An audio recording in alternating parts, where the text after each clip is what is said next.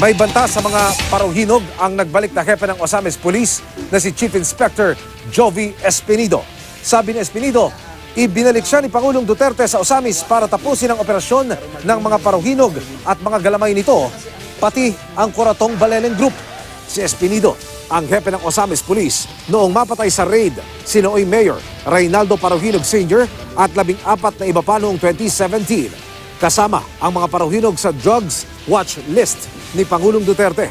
Ayon kay Espinido, bukod sa droga, sangkot din umano mga galamay ng mga paruhinog sa mga pagnanakaw sa mga bangko at pawn shop sa Metro Manila at iba pang parte ng bansa. Ang mga paruhinog naman dati nang iginiit na planted ang ebidensya laban sa kanila. Panawagan ni Espinido sa PNP, huwag muna siyang ilipat sa ibang lugar hanggat hindi niya natatapos ang misyon niya.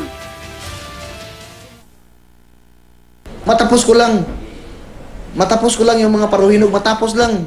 Wala na, kayo ang bala dito sa Osamis. Wala na, matapos lang itong inumpisahan natin.